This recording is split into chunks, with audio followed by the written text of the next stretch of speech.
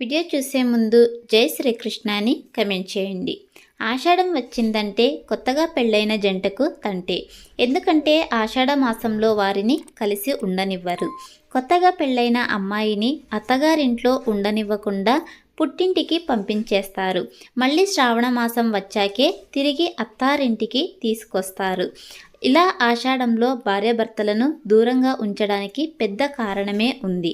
అయితే ఈ ఏడాది ఆషాఢ మాసం ఎప్పుడు ప్రారంభం కానుంది, ఆషాఢ మాసం ఎప్పుడు ముగుస్తుంది, ఆషాఢ మాసంలో పెళ్ళిళ్ళు చేయకపోవడానికి కారణం ఏంటి, కొత్తగా పెళ్ళైన దంపతులను ఎందుకు కలిసి ఉండనివ్వరు, ఆషాఢ మాసంలో అత్తా కోడళ్ళు ఒకే గడప ఎందుకు దాటరాదు అనే విషయాలు ఈ వీడియోలో తెలుసుకుందాం.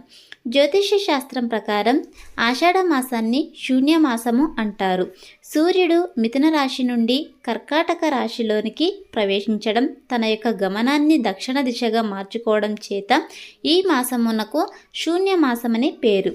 తెలుగు హిందూ క్యాలెండర్ ప్రకారం ఈ ఏడాది ఆషాఢ మాసం జూలై 6వ తేదీన ప్రారంభమై ఆగస్టు 4వ తేదీన ముగుస్తుంది. ఇటువంటి శూన్య మాసాలలో శుభకార్యాలు నిషేధమని జ్యోతిష శాస్త్ర నిపుణులు చెబుతున్నారు. ఇలాంటి శూన్య మాసంలో ఆరోగ్య సమస్యలు ఏర్పడు స్థితులు అధికముగా ఉంటాయి.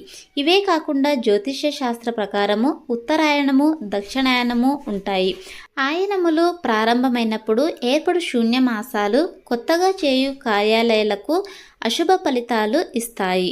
ఈ మాసములో వివాహములు, గృహారంభము, గృహ ప్రవేశము వంటి శుభకార్యాలయాలకు, అలాగే నూతనంగా వివాహము జరిగిన దంపతులకు, అత్త అల్లుళ్లకు శుభ సమయం కాదు అని శాస్త్రములు తెలిపినవి. అందుకే ఆషాఢంలో కొత్త దంపతులు కలిసి ఉండకూడదని అంటారు. దీని వెనుక కూడా ఒక అర్థం ఉంది. పూర్వకాలంలో వ్యవసాయమే జీవనాధారం.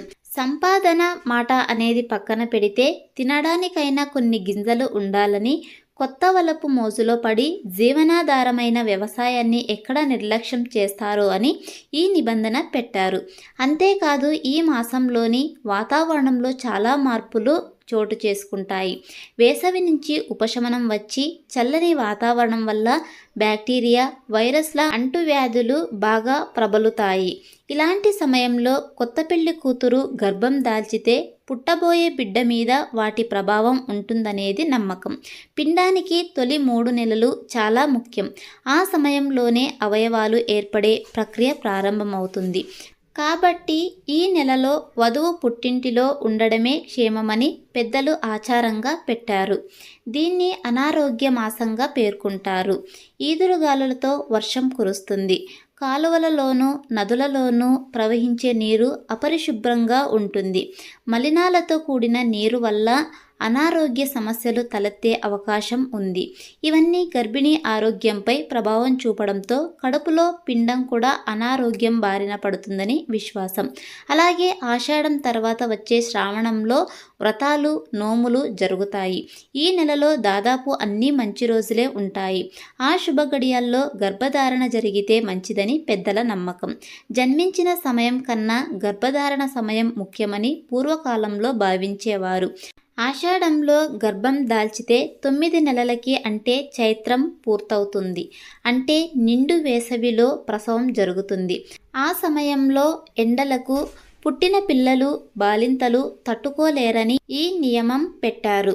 అలాగే 1 నెల వియోగం తర్వాత కలుసుకుంటే అన్యోన్యత దాంపత్యాన్ని పొందుతారని అని కూడా అంటారు.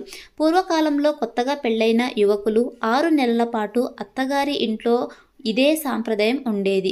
కష్టపడి పనిచేయాల్సిన యువకులు అత్తవారింట్లో కూర్చుంటే వ్యవసాయ పనులు సకాలంలో జరగవు.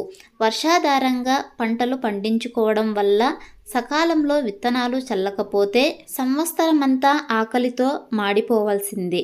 అందుకే కొత్త కోడలు పుట్టింట్లో ఉండాలి, అల్లుడు అత్తవారింటి వైపు చూడకూడదనే నియమం పెట్టారు. వివాహమైన తరువాత వచ్చే తొలి ఆషాఢ మాసంలో కొత్తగా అత్తవారింటికి వచ్చిన కోడలు, అత్తగారు ఒకే చోట కలిసి ఉండరాదు అనే నియమం ఉంది. అంటే పెళ్ళైన తొలి ఆషాఢ మాసంలో అత్త కోడళ్ళు ఒకే గడప దాటకూడదు అనేది దీని అర్థం. కానీ సామాజికంగా, చారిత్రకంగా పరిశీలిస్తే కొన్ని ఆరోగ్య రహస్యాలు కూడా ఇమిడి ఉన్నాయి. ఆషాఢంలో శ్రీ మహావిష్ణువు నిద్రలోకి వెళ్తాడని, దీనివల్ల వివాహం చేసుకున్న దంపతులకు ఆయన ఆశీస్సులు లభించవనే నమ్ముతారు.